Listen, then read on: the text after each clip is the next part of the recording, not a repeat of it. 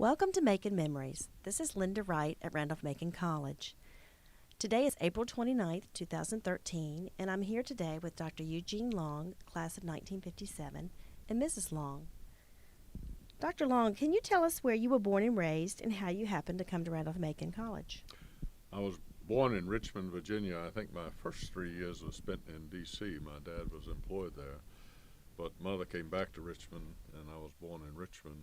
And I think about age 3 or 4, we moved to Richmond to Holland Park and lived in 4 or 5 different houses there. And I was not one thinking about attending college. My brother, I think, younger brother, was always directed towards college studies and later became a Randolph-Macon student also. But I hung around places that built race cars, and I did a lot of different things. I played dance music and jazz and so on. And I told my father I didn't think I'd be interested in college, and I remember 1947 black Plymouth white wall tires up on West Broad Street. I wanted to purchase it, but I needed him to co-sign the loan. He said, no, because you might someday decide to go to college and you'll have a debt. Well, he was right. A few weeks later, I said, Dad, I probably should have gone to college, but it's probably a little bit too late. Well, Jimmy Robertson was minister of Holland Park Methodist on the board of Randolph-Macon. So he said, I'll get him into Randolph-Macon. I don't know what he did. But so I lived at home and commuted to Randolph-Macon with my friends with whom I commuted were all Korean veterans. So we were a little bit older. I took classes 8 to 12. I worked as a florist in the afternoons and on Saturday, every other Sunday, and played dance music on the weekends. Well, you were busy. It sounds like maybe you needed that car, after all, if you were commuting. Well, I did later get a 1944 truck with a car with a truck engine, and I was telling someone that I had to be here for 8 o'clock classes, so I was closer to getting speeding tickets than anything else, because some days we really had to rush. Well, thank you. Can you tell us, for the record, your brother's name and what year he graduated? Yeah, Burke Long, and he was 4 years after me, so I think so. 61 probably. Okay, good. So he went from here to Yale Divinity, and then did his PhD at Yale and taught at Bowdoin College. Interesting. Well, very scholarly brothers. Well, tell us, when you came to Randolph-Macon, which professors were most influential to you as a student, and tell us about your major and your academic life. Well, I wasn't sure about a major, but economics, those days you didn't have business school courses taught. This was serious liberal arts tradition. So economics seemed most practical to me, so I became an economics major, and Carl Baskin was my professor. And he was a splendid man. I remember one Saturday, we had Saturday classes. One Saturday I went by his house to ask him something, and he said, come on in, have a peanut butter sandwich with us for lunch. So I thought, what a splendid man this is. Mm-hmm. And then I became interested in economic theory. And he said, Gene, you love theory so much, you'd probably like philosophy. I said, what's philosophy? So then I went over to courses with Burnell Panel. And Burnell was a splendid teacher, very quiet, very clear-headed, and he would lecture for maybe 25 minutes, and we always had questions until the bell rang. Mm-hmm. He wasn't one of these people that pranced, roam around the classroom a lot, but he was so good and so clear, and I began to think I think you couldn't major in philosophy until junior, so it's too late to be a major. But I ended up writing a thesis on comparing Soviet and British forms of socialism, I think, at the time. And so I had a philosopher on the committee and economics professor on the committee, and I think T. McNider Simpson was on the committee. Mm-hmm. So that's how I got into philosophy, and then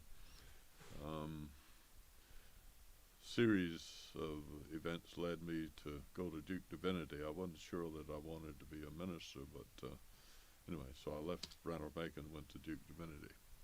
And you got what degree at Duke? I did a BD or Bachelor of Divinity degree Oh, at Duke. okay. Yeah, So was that, how many years did that take? 3 years. 3 years. Yeah, it was 57 to 60, and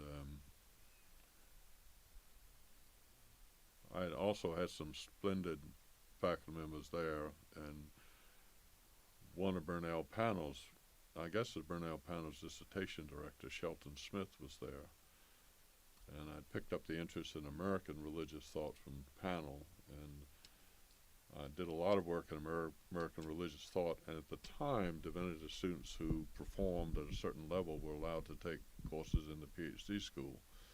So I did some work with Shelton Smith in the PhD program. I met him at Jonathan Edwards seminar, and Robert Cushman was dean then, and also Plato scholar, and he offered a Plato course in the graduate school. So I took the Plato course, and I did as few practical courses as I had to, because I couldn't tolerate them. But anyway, we had to take some of them, and then I became actually a student grader in American religious thought and in philosophy of religion. And I remember telling the dean, asked me to be if I'd be a student grader, and I said, I don't really feel competent to do that. I'm grading other students' papers. He said, Gene, look at it this way. He said, if we don't appoint you, we'll appoint someone else, and that person may be even worse than you. So, but there was a Scotsman there, Hugh Anderson, who was a graduate of Glasgow University, a New Testament scholar. And I was a little bit envious because I was not a New Testament scholar, but I loved Anderson so much. And I met Lynda. Lynn was doing mathematics and education, and we met. And I talked to Anderson about going to Glasgow to do a PhD because he said, look, that's the best place in the English-speaking world for the influence of continental or German philosophy on religion. So I was thinking about it. Lynn and I met, and I said, well, I could never work that out. So Lynn said, we will go. I'll get a teaching job. So she made that possible. That's wonderful. So after you went directly from Duke to Glasgow after you were married, and were you able to teach while you were in Scotland? Yes, I was. They don't hire Americans generally, but this was the roughest school in Scotland, the roughest school in Glasgow, and the roughest class. And they couldn't get anybody to teach it. And they would get a retired person, but she was only allowed to teach for 2 weeks or she'd lose her pension. So this fourth grade class had teacher after teacher after teacher, and they finally hired me. And there were 50 fourth graders in one room, 50 of them. And they were 10 in a bed, and they smelled of urine, and their hands were dirty, so they'd have to wash all their hands every morning to get them clean because they had no indoor plumbing. Right.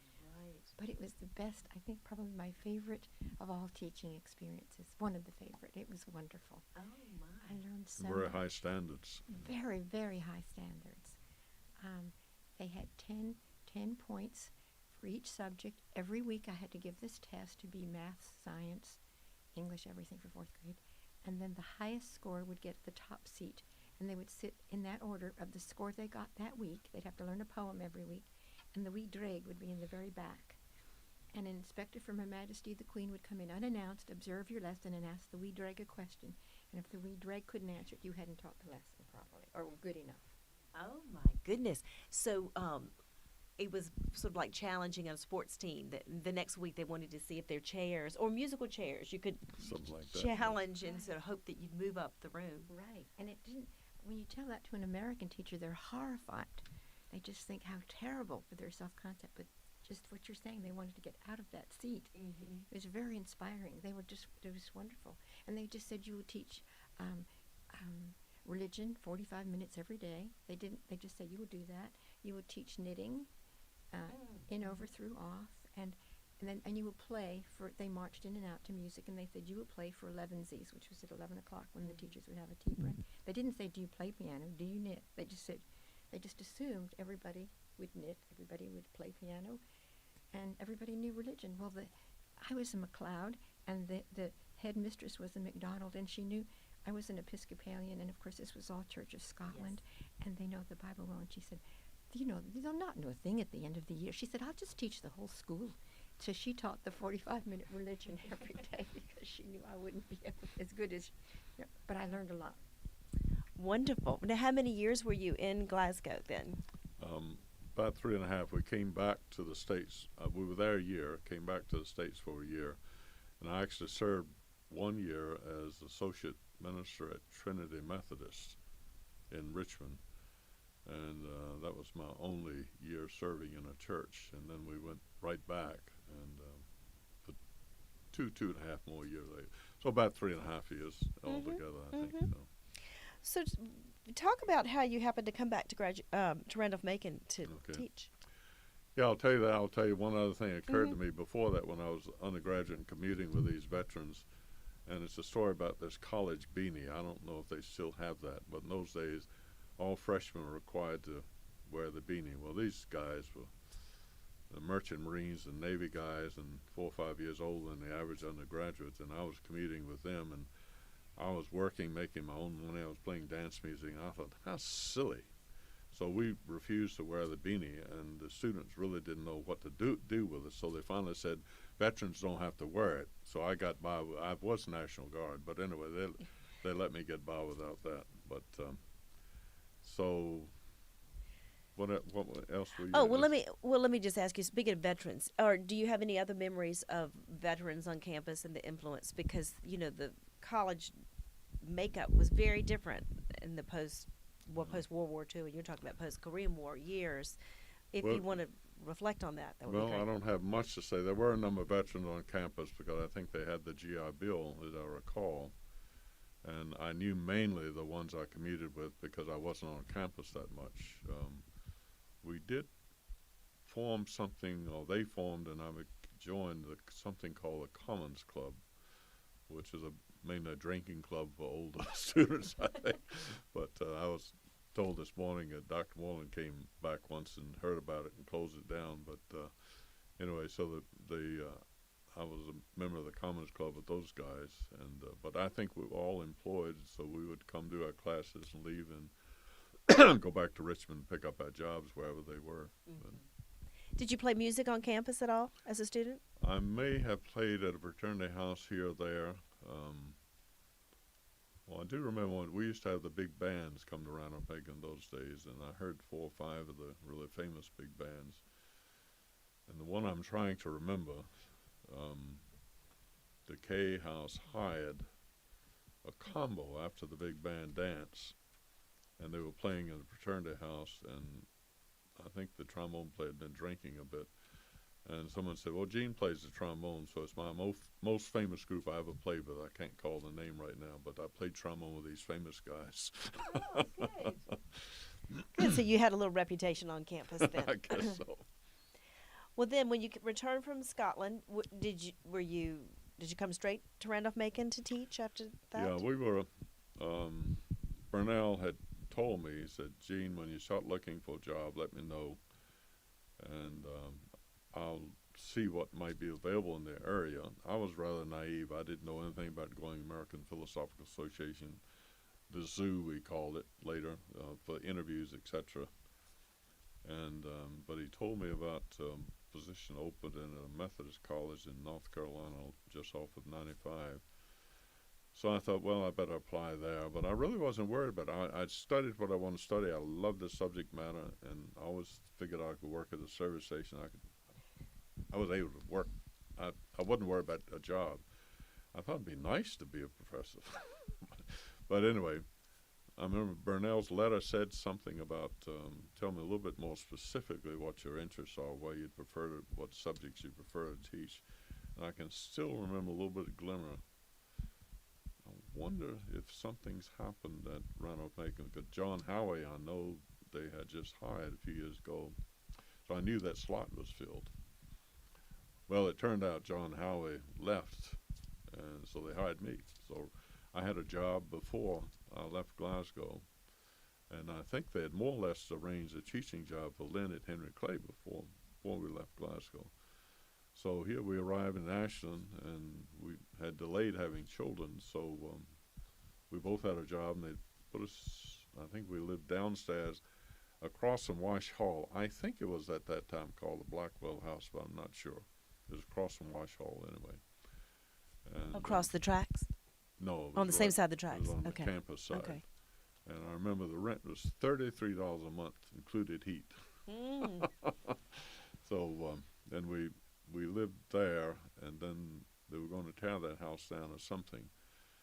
And then we put into the day house. And I was saying this morning that came about because Dr. Wallen was talking about us going to some place, a little apartment-like place, and I remembered being up there and roaches and everything else. So I told him, I said, Dr. Moore, we're not going to move there. Lynn was pregnant. I'm not taking her there. And I figured we'd rent a house somewhere. And Reeves Childs happened to be there. He said, Dr. Moreland, the day house just opened up. Put them there. Well, what could Moreland do?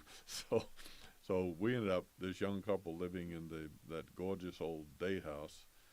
And we later learned that it had been promised to Hugh Stevens, the baseball coach. So we all felt a little bit guilty. But then I had a research grant in Chapel Hill, so we went off for a year. And when we came back, we moved to Mullen Drive. And then we'd purchased a lot out at the country club just outside of Ashland and thought we'd build a house. And before we got to do that, we moved to South Carolina. Well, when you went to Chapel Hill during that year, did the Stevens move into the day house? I think so. Oh, okay. Yeah. So that worked out. Someone did. I'm pretty sure it was the Stevens, probably, yeah. Well, can you tell us a little bit about teaching at Henry Clay? Was it a high school at that time? It was an elementary school. It was an elementary school then. And it, too, was wonderful. It was so different than teaching now. We did not have one meeting ever the entire year. Never. And there were no music teachers, no art teachers, so I love music, and I got to teach music to my students. I got to teach art to my students, which I also loved. And there was no scheduling, so I could, if it was a nice day, we'd have our reading groups outside under the trees. It was total freedom. And the students were wonderful. And like Scotland, it was just a great experience. I loved it. Every minute of it was just wonderful. Perfect. Did you bring any of the techniques you had learned in the Glasgow schools to Henry Clay? That's a good question. Probably not, since we didn't teach religion, and I didn't make them learn a poem a week. It was totally different, but just wonderful in its own way. Mm-hmm. I'm sure. The teachers were great. The teachers were wonderful. Were there any other Randolph-Macon connections at Henry Clay at that time? I did teach the art teacher's child and the music teacher's children. No, actually. well, that's right. They were students there. They were in my class. Mm-hmm. But no other teachers at Henry Clay had connections with the college directly that you knew of? Not Mm-hmm. directly. Mm-hmm. Mm-hmm. I will briefly mention 3 other faculty members. There's so many that were so influential, and probably without my realizing it, they were shaping my life. But I took a lot of English courses with Stanford Webb, and I think when I graduated, he was surprised. It said economics major, because I think he thought I was one of his majors, and I loved him. And Blinko taught mathematics, and mathematics was one of my favorite subjects, but economics majors had to take his statistic course, and that was my favorite math course ever, and part because he would come in with this devilish look in his eye. He'd figured out some alternative way of doing something, and I loved the way his mind worked. One other one I'll mention, Merrill Munyon, history professor. I was not a good history student, but his house was right near Fox Hall, and he would rush down the steps, 8 o'clock class. If we were not inside when the bell rang, we did not get into that classroom. If he was not inside, he did not come in that classroom. And as I say, I was not a particularly good history student, but I just admired his perfection and his knowledge and so forth and so on. So, yeah. Thank you for that. That's what I love about these interviews, is to hear, memories. And the reach of the interviews goes back so far, to hear about Bunyan and Blinko. So thank you. Well, let's pick up the narrative. And so it's mid-1960s, and you've just accepted a position at Randolph-Macon. So you were working side by side now with Burnell Panel. Mm-hmm. And talk about some of the courses you taught and what that experience was like teaching. Well, I think Burnell and I both thought I would be here for life. And he and Mary Lita were just splendid. They young couple. They took us in almost like their children. And I remember we would go off on trips to a little country restaurant we'd go to, and we went up the mountains one time, and Lynn and I were very young, and I remember walking along a railroad track up a steep hill, and Mary Lee was rushing, and we were puffing, trying to keep up with her. So they were just wonderful to us, and the faculty members I had known as Dr. So-and-so, Professor So-and-so, I now had to struggle to call them by first name. It took me at least a year before I could do that. So the faculty were just splendid. And I think I taught a course in probably European philosophy, 19th, 20th century European. I think I did the philosophy of religion course. I may have done an ethics course, which I didn't have special training in. But one of the nice things about liberal arts colleges, particularly while you have a smaller faculty number of faculty, you do get to teaching these areas without being a highly specialized researcher. Mm-hmm. So, and Burnell really encouraged me to do pretty much what I wanted to do, and we complemented each other. He had some other interests, and I think Bob Offenbach might have taught a logic course for us. Someone in math taught a logic course, and anyway, it was a very good time, and I became very active in faculty matters very early on for a young person, and so. Can you talk about that? What sort of tell about your work with the faculty or on committees and things like that? Well, the major one was the curriculum committee. Apparently from Jim Scanlon, that still is one of the big stories. But as I remember, the Southern Association's review of the curriculum had said the faculty ought to be a little careful of being too rigid in terms of requirements. The faculty themselves were beginning to say, look, the curriculum hasn't been evaluated in a long time. And the end result was the dean appointed a curriculum committee, and I was asked to be chair. So here I'm a young kid, a couple of years on the faculty, and I'm asked to chair this committee. And I don't know if anyone said literally turn the faculty, turn the curriculum upside down, but they said we really want not just touching it up here and there. So the committee put a lot of effort into that, and we wrote kind of philosophical statement about what we thought the curriculum ought to do. That was discussed. Then we talked about what kind of requirements would we have in order to meet that goal. And I think we allowed 6 or 8 full faculty discussions. We said there'd be no vote. We'll just discuss this. And before the faculty voted. And I always remember George, it just came to my mind, George Terry, I think, Professor Bible. And he made this marvelous statement. He said, I don't agree with all of this, but he said, I'm about to retire. And I think you younger people just have to carve out your own future. So I've always kept that in mind. When I retired from the University of South Carolina, I said, I've had my time. It's up to other people now. George Terry's statement that, but some of my former teachers were not too happy with it. But anyway, it was passed, and I think Jim Scanlon has a good, in the revised history, I think he has a good bit of story about that. I haven't seen it yet, but I read a little bit about that this weekend. Can you summarize what some of the just in broad terms what the difference is between the 1940s curriculum and the one that was enacted in '60? Well, I think in the past, not only Randolph-Macon, but many of the arts and science colleges. I always like to say arts and science instead of liberal arts, because sometimes people think liberal arts means English and history, but liberal arts really includes sciences, so it's arts and sciences. And many colleges, including Randolph-Macon, had tried to come about the issue by requiring a course here, a course there, a course there, so we'd have diverse backgrounds and interests. And this resulted in an accumulation of all sorts of requirements. But there was a lot of talk about methodology in those times. Philosophers talked about it. philosophers of history were very interested in how do we go about doing history, and scientists were interested in that.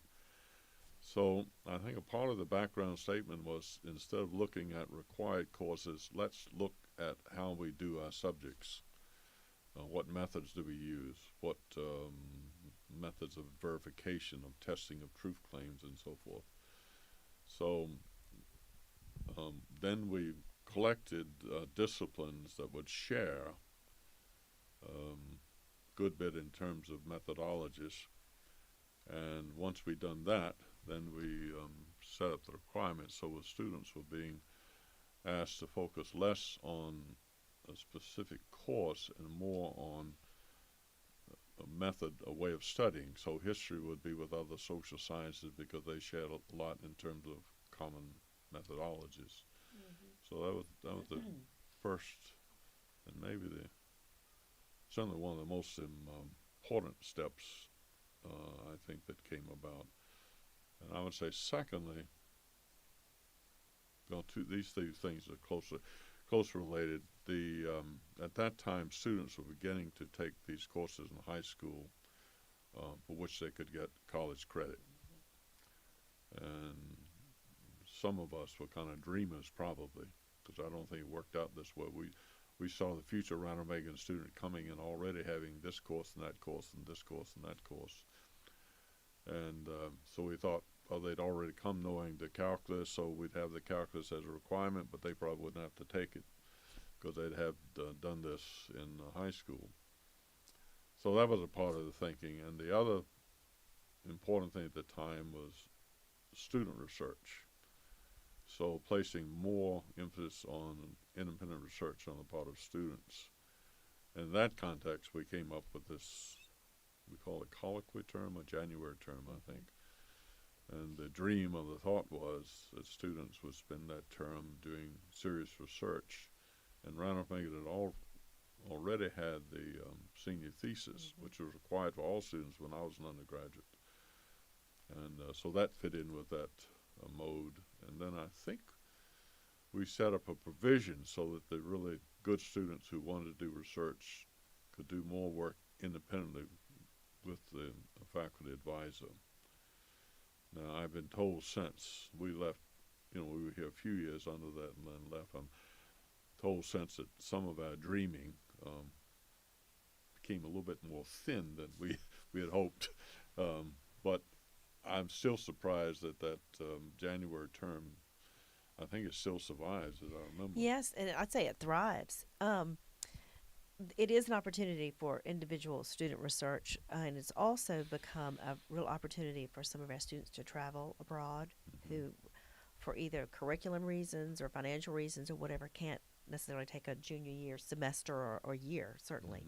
It just broadens the access to so many students by having the month travel opportunity. And it's a big opportunity for internships now. I see. So hands-on and service learning in some different areas, but student research is certainly a big part of it. The January term is really thriving, I'd say. Were other schools at the time doing that? Did you model your idea? There may have been, but if so, there were very few, because this got I think I was asked to write, I did write a little article for the Ronald Macon Bulletin, and then something called the President's Bulletin Board. I think it might have been a Methodist publication, asked me to write something for that. And I'm sure there were other colleges doing something similar, but at that time, we were among the leading institutions trying that sort of special term. So that was a big assignment. You were here about 6 years, and you undertook revising the curriculum. So I'm sure that was ongoing. A big assignment. You were also secretary of the faculty. Is that correct? I was secretary of faculty, yeah. For probably couple years. I forget how many years, but Jim Scanlon was reminding me the other day that he inherited that job when I left Ronald Macon. So. Very important job, though, and especially he would appreciate it as he's been pouring through the faculty minutes and for his research. So it's good to know the fruits of your labor are appreciated. Well, one of the nice things about a small college is that the faculty met as a whole. at the larger universities, philosophy department meets, and there is a representative from departments that meet the faculty as a whole. But all of us were there around the table, and when there were issues we were all struggling with, and we all, the science teacher would face the English teacher, would face the philosophy teacher, and so forth. So really marvelous, that part of the faculty. And of course, it also meant when the faculty were disagreeing with the president, those issues came up because the whole faculty was there when the president was there, and sometimes, always there are tensions between faculty and administration, I think, and those showed up sometimes. Right, right. Well, you were here under two different presidents, I guess, if you spanned the 64 to 70. Do you have any particular, especially as secretary of the faculty, do you have any particular Dr. Moreland stories you'd like to share? Well, someone says everyone has a Moreland story, and I have probably several. I'll tell you one. Reeves, is it J. Reeves Charles? Does that sound right? And there was a French woman that came with him, and she was interested in some kind of psychological stuff. Anyway, actually a little booklet was published of this because I was asked to write an article for it. But anyway, so he was on the campus for a year or two, and at some point, Dr. Moreland, J. Reeves Charles, and I went to a country club, and we walked into the country club, and Dr. Moreland asked Childs what he would like to drink. So he ordered a whiskey or something. And then Childs looked at it, you didn't offer Gene anything, and you could see Moreland didn't want to offer me any whiskey. Because, Moreland was I don't know if he himself was a teetotaler, but he didn't think his faculty should drink. But what is he going to do? So he had then to offer me some kind of drink. I forget what it was. So that was, so I worked with Charles. I think we had some lectures, and maybe this matter. I have a little booklet at home. I forget all, but it's probably in the library. But anyway, that's one of my favorite Moreland stories. He called the shots in his day, I think, because I was rapidly promoted to full professor, and I'm sure Moreland had a lot to do with that. I think if he liked you, he thought he wanted to keep you. And because when I went to South Carolina, they said, Gene, we can't bring you here as full professor. You published some, but not enough to qualify here. And I said, I don't worry about that. So I left the full professor slot and became an associate at South Carolina. But so Moreland and I got along very well. I liked him. Then Luther White, I guess, I think he succeeded Moreland. Yes, in 67. And he was a very different person. He'd been an attorney, and he and his wife, as I recall, were both very good Methodists. And I liked Luther White, but and I think he admired, respected faculty. I'm not sure he ever understood faculty. So there was some tensions during his time here, but he was a good person. And but I think he left here and went to another college, and I heard he did very well. There's West Virginia, Kentucky, somewhere, and did very well there. So, and so I guess, and he was president when I left. And I will say, in my interest, when Duke University wanted to publish my first book, the Duke University Press in those days, once they'd accepted the book for publication, they liked if colleges and universities would support it financially in a way, and Luther White arranged for that to happen. And then I had all the proceeds returned, and academic books don't make much money, but I remember we made enough to pay back Randolph Macon for that first book. Well, that was good. You had that positive experience. Good. Can you talk about student life and campus life when you were a faculty member? Anything particular stand out during that time? Well, one thing may be of interest. I don't know if anyone else has brought it up, but I was here during the Vietnam era, and students were getting a good bit of exercise about this. And there was a period in the spring, I forget which elections, but a number of the Ivy League colleges, universities were allowing their students to absent themselves from classes in order to go out and work for political figures. So our students wanted that too. And we'd had some small demonstrations on campus. In fact, our son was this 68? Scott was born in 66. He could hardly speak, but he'd go around talking about, Dad, are we going to another moratorium? Isn't that what he used to say? So he could hardly pronounce our names, but he learned that word, moratorium. But anyway, the students were really pushing to absent themselves from classes that spring, and some of the more liberal-minded faculty wanted to support that, and some of the more conservative-minded faculty just did not want to do that. So again, I don't know how I ended up leading this committee, but we worked out a compromise which said in essence that the students could absent themselves from classes providing all work was made up, I think, before the end of summer, something like that. And the students were all gathered. The Haley, not the Haley Hall, but the big auditorium. Blackwell Auditorium. Yeah. Yeah. Blackwell Auditorium. The place was packed. And I was the one to tell the students the faculty decision. One of our more younger faculty members, a little bit more radical perhaps, dashed out. I remember told them that we did not approve what they wanted approved. So I walked in. I had to walk up on the stage and tell these kids what we decided.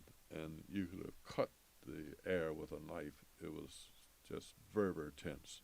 So I said, in essence, we have found a mediating position. You may absent yourself from class, but you must make up all work. And I thought it was a fairly sound decision on the part of the faculty. And one of my students was so angry at me, he told me, he said, you sold us out. And I said, well, we have to do what we think's right. The next morning, I was sitting in my office. He came by, opened the door, said, Dr. Long, I think you were right. Closed the door and left. So somehow that sticks in my memory. Another kind of major event while we were here. Yes, well, those were very turbulent times Yeah. at the very end of your tenure here. Well, did many students take you up on take the My faculty up on the recollection offer? is not very many, but maybe a few did. But I don't call many. I don't think any of our philosophy students did that I remember. So You were also on the faculty when the college admitted its first African American student as a transfer student in the fall of 1966. And then 2 years later when the first freshman African American student came in and graduated. I wonder if you remember much about that time, or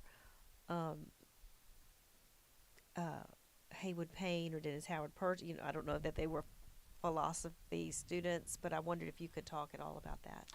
yeah, my recollections are fairly dim. I think I remember I was here when the first African American student was admitted. I think this is a transfer student you're talking about. And I don't remember much of an issue about that.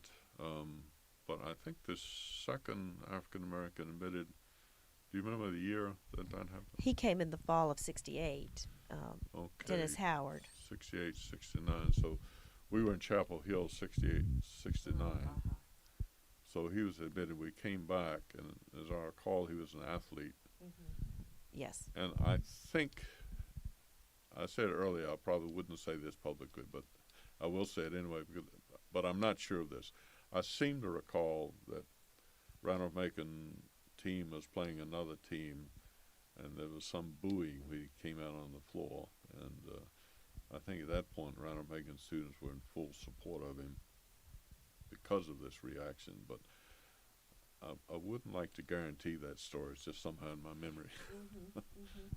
Well, just you had already moved to South Carolina by the time Dennis Howard graduated in 72. We graduated in 73, but his class of 72. But his senior year, he was president of the Student Government Association. I see. So the students did definitely rally around and support. Yeah, at that time. my sense is the students, there was not an issue here locally, either to the first case or the second that I remember. I think if there were an issue, I'd remember it. So it must have worked relatively smoothly in terms of the college itself. But you don't remember the faculty having a position in faculty meetings or discussing desegregation is an issue or as a position in I don't faculty. have that any needs to be- recollection of any discussion like that. Jim Right. Scanlon may remember something, but Right. I don't. Yeah. Okay, thank you. Well, what do you see as the watershed events in the life of the college during your time at, spanning from the 50s through 1970? I don't know. I guess I'm a little surprised that people still talk about that curriculum change. But according to Jim Scanlon, who's writing the history of the college, apparently that still is something everyone talks about. So that would certainly have to be one of the big events. I was just so delighted to be here able to talk about subjects I was interested in, and Lynn and I both felt really a part of the campus very quickly. Lynn had done her master's at Duke and was teaching here. She taught mathematics at Douglas Freeman High School in Richmond for 1 year, the year we were in Richmond. And then we went to South Carolina, and after the children's school age, she returned to teaching. And somehow, while teaching, she finished her PhD at the University of South Carolina, while also taking care of her ailing mother. I don't know how so she's a remarkable one in the family. Wow, congratulations. That's an accomplishment. And did you have something to do with the Faculty Wives Committee We here? did have a women's club. Tell about that. Well, we would plan different functions. It might be a covered dish or that kind of thing. So I was always involved in the preparation of it. I don't know that I was exactly called the president of the club, but I was in the committee that would arrange what we would do next for meeting and so forth. And this is with faculty spouse, faculty Mhm. wives. Faculty wives, yeah. And you met monthly or how regularly? I was just trying to think. Not more than monthly. Maybe there might have been 3 things in a year, 3 or 4 things in a year. It might have been just the beginning of that sort of thing, and we were trying to get that together. And I don't remember the outcome, but I do remember there were issues about whether we should have wine at these functions. That's right. That's during Luther White's era. And That became I an think issue. it was a kind of maybe no. I'm not sure. I don't think we did, but I think it was spoken about. Right. Well, and that gave it a sense of community for Exactly. you both. If you were active in faculty wives events, Right. and it would give a sense of We community. wanted to do the right thing, so I think we postponed that. Well, very good. Was there any other memory or story about Randolph-Macon that you'd like to share or have on the record? I don't. I guess the one.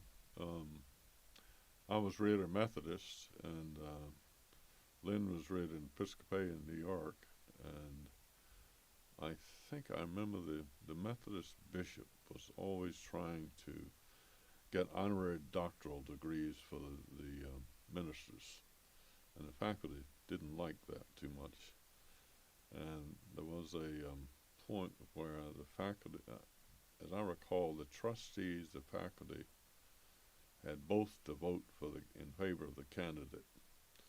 So the faculty worked out a deal 1 year where the faculty nominated someone for an honorary DD degree, and the trustees had an honorary DD proposal. And the faculty had come up with the name of the dean of the faculty at a Methodist seminary somewhere. It was relatively well known at the time. I can't recall his name, so we came up with that name. And the trustees came up with the name of a local minister somewhere. And I remember the bishop saying, well, he sings very well. But anyway, so somehow the faculty said, okay, we'll vote for your person. We assumed the trustees then would vote for this dean who had, in our snobby view, good credentials. And then the trustees voted our candidate down. So I don't know. I remember someone saying they were trying to give an honorary degree to someone, and they were just trying to decide which honorary degree to give. And one of the more senior faculty members, I think I know who it is, but because I'm not sure, I won't say the name. One of the senior faculty members said, well, why don't we just give him a DD? They don't mean anything much anyway.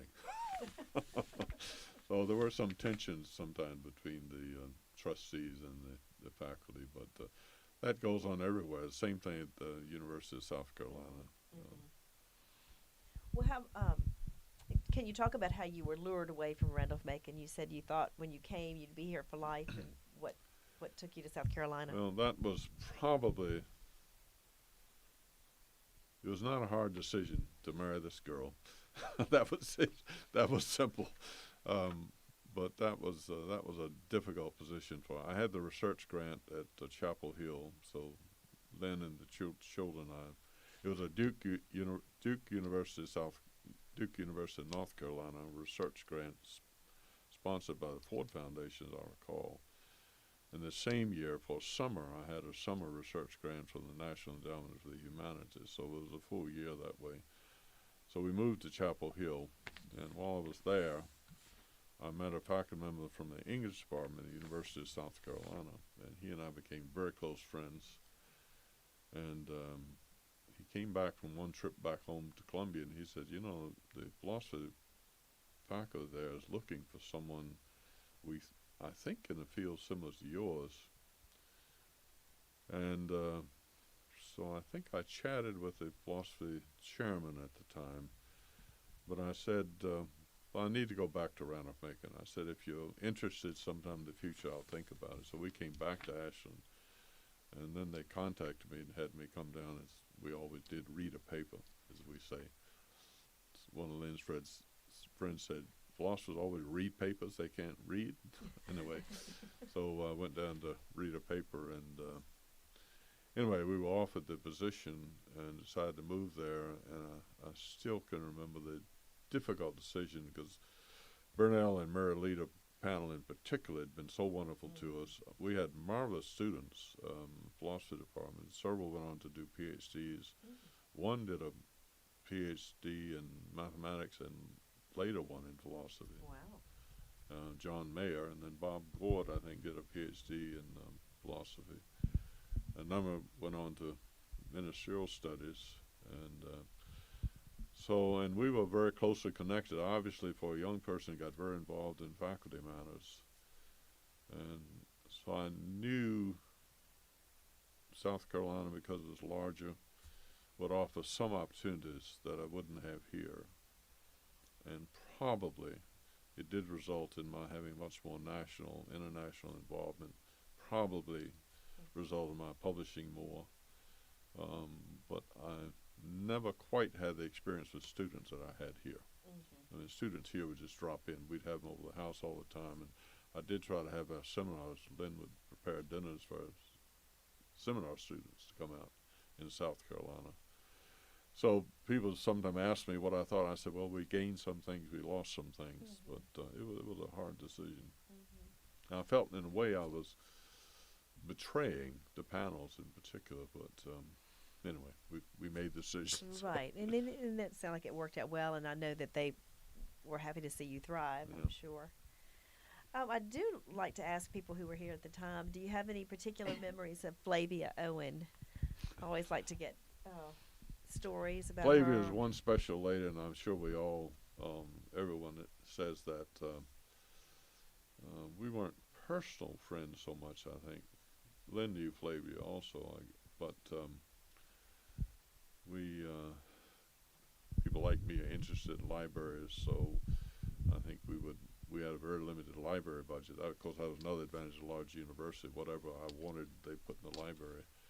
But she was just a very good bookwoman. She knew what she was doing, and she was smart. And I do remember when Dr. Day died, Dr. Day's library was left to the college. So Flavia asked me if I'd come over and select the books most important for the library, and I did that. And after I'd finished that, there were 3, as I recall, old legal bookcases with leaded glass in the top window. And she said, Gene, just take one of these. I don't know what we could do with them. So I took one, and later 2 of them were still there, or maybe one was still there. And she said, Gene, if you'd like this one, you're welcome to it. So we still have those 2 bookcases belong to Dr. Day at home. Oh, that's nice. That's a good connection, a good memory. Yeah, and I Yeah. said, we see them in antique stores now. I'm shocked at what they cost, but and we seldom see the leaded glass version. But so so we lived in the day house, and we now help with his library. And I mean, what was the flower in the backyard that was overgrown with weeds? I worked so hard on this beautiful flower that Dr. A was. Excuse me? Was it Bougainville? No, it was something else. But he had this gorgeous garden, but as he got older, he couldn't take care of it. And the honeysuckle and so forth was killing all these beautiful things. I spent hours and hours and hours. And then there was a vegetable growing. Asparagus. It's asparagus. So And we had rhubarb, fresh asparagus. And rhubarb. Rhubarb. Yeah. So that was that one year we were there. We took full advantage of it. Well, good. Well, one other story I remember that I was told, and Dr. Day was living in the house, and he had already given it to the college. And a tree died, and he had it cut down, or the college cut it down, and then he wanted it moved from his yard. And the college kept delaying. So one day he hired somebody, and they picked up the old tree and put it over on the main campus. And someone said, Dr. Day, why'd you do that? And he said, college property here, college property there. That's right. I bet it got moved pretty got promptly moved. once he moved it there. That's right. Well, any other final thoughts or last word? One thing, my favorite thing is that we went to every athletic event. I went to the football game on the Saturday. I had Scott, our son, on Sunday, and I was at the next football game the next Saturday with him in the baby carriage. Oh, well, you need a prize for that. we just went to everything, and because you could walk to it, it was wonderful. We went to South Carolina. We were there 35 years. Neither of us, we had never been to any athletic event at the University of South Carolina in those 35 years together. I think we went one time, and I went one time with someone that invited us as a guest, but we never did that because you had to go into the city, get these long lines, and you had to do that. What do they call that when you go out and tailgate all afternoon in the heat? Right. And so Gene was not patient for that. So we've never done anything in the athletic world at the University of South Carolina. But Randolph-Macon, we did everything. It was wonderful. That is one of the really nice things about being right here and living in Ashland. That does remind me of one other quick story. I don't remember the student's name, but he was trying to decide whether to major in philosophy or mathematics. Bob Offenbacher was my good friend, and Bob and I both were trying to recruit him as majors. He was a quarterback on the football team, so he was a very bright student. And I recall there were no athletic scholarships. He was here on scholarship, but because he was so bright.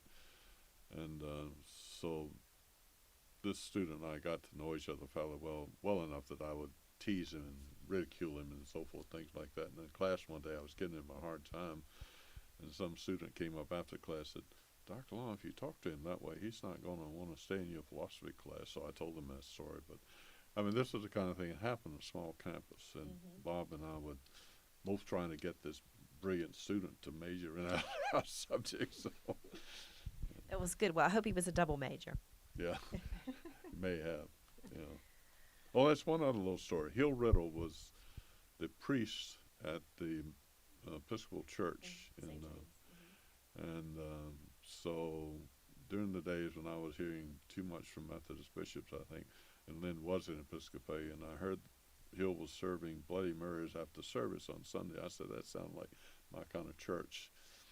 So I went over, and I had to go through confirmation. Hill kind of apologized because he said, Gene, you know more about a lot of this stuff than I do. But anyway, there was a artist couple. They at one time owned an old mill. Jack somebody? Was it Witt? Yeah. And so the Witts and I had the confirmation class together. And so we joined the Episcopal Church, and we started going there. And there was Hill has told me years later, we see him every once in a while. He became very prominent, I guess, in Episcopal Church. He had a big church in New Orleans. He's now retired, but he said during the Vietnam era, some of the students had requested to have a meeting in his church, St. James the Less. So he thought, why not? They're just having a meeting. But I guess some of his parishioners were not too happy with that and made life a little unhappy for him, maybe. I'm not sure about that. But anyway, so because of Hill and St. James the Less, and then I guess I joined the Episcopal Church in those days. So, Well, good for you. so we now can talk to your husband. You That's see. right. That's right. Well, good. Well, I want to thank you both for coming today and sharing your memories with Macon Memories. Thank you.